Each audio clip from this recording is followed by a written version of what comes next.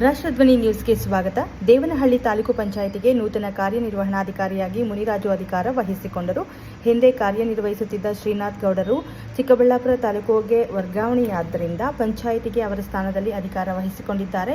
ಚಿಕ್ಕಬಳ್ಳಾಪುರದಲ್ಲಿ ಕಾರ್ಯನಿರ್ವಹಿಸುತ್ತಿದ್ದ ಮುನಿರಾಜು ಚಿಕ್ಕಬಳ್ಳಾಪುರ ತಾಲೂಕು ಪಂಚಾಯಿತಿಯಲ್ಲಿ ಉತ್ತಮ ಅಭಿವೃದ್ಧಿ ಕಾರ್ಯಗಳನ್ನು ಮಾಡಿ ಹಿರಿಯ ಅಧಿಕಾರಿಗಳ ಮೆಚ್ಚುಗೆ ಪಾತ್ರರಾಗಿದ್ದು, ಮುನಿರಾಜುರವರು ಮಾತನಾಡಿ, ದೇವನಹಳ್ಳಿ ತಾಲೂಕು ಪಂಚಾಯಿತಿ ವ್ಯಾಪ್ತಿಯ ಗ್ರಾಮ ಪಂಚಾಯಿತಿಗಳ ಕಾರ್ಯವೈಖರಿಯನ್ನು ಪರಿಶೀಲಿಸಿ ಅಭಿವೃದ್ಧಿಗೆ ಶ್ರಮಿಸಲಾಗುವುದು ಎಂದರು.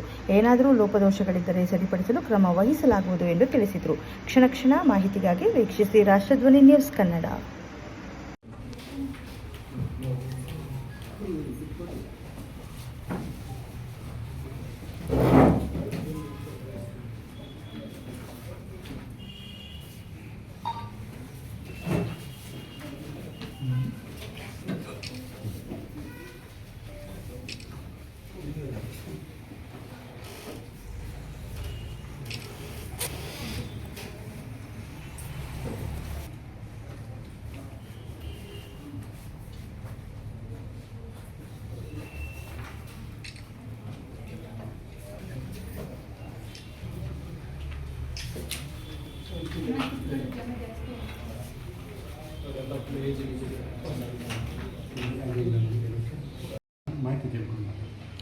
ಸರ್, ಈಗ ಎತ್ಕನಹಳ್ಳಿ ಒಂದು ಸರ್ವೆ ನಂಬರಲ್ಲಿ ಅಕ್ರಮ ಖಾತೆಗೆ ಸಂಬಂಧಪಟ್ಟ ಹಾಗೆ ಪ್ರಕರಣ ದಾಖಲಾಗಿದೆ. ಅದು ಬಿ ರಿಪೋರ್ಟ್ ಹಂತಕ್ಕೆ ತಲುಪಿದೆ. ಅದಕ್ಕೆ ಸಂಬಂಧಪಟ್ಟಾಗ ಯಾವ ರೀತಿ ತನಿಖೆಯನ್ನು ಮುಂದುವರಿಸ್ಬೋದು? ಮಾಹಿತಿ ಮಾಹಿತಿ ತಿಳ್ಕೊಳ್ತೀವಿ. ಯಾವ ಹಂತದಲ್ಲಿದೆಯೋ ಅದನ್ನು ಕಾನೂನುಬದ್ಧವಾಗಿ ಮುಂದುವರಿಸ್ತಕ್ಕಂಥ ಕೆಲಸ ಮಾಡ್ತೀವಿ. ಓಕೆ ಸರ್, ಈಗ ಗ್ರಾಮ ಪಂಚಾಯತಿಗೆ ಭೇಟಿ ಯಾವಾಗ ಮಾಡ್ತೀವಿ ಸರ್?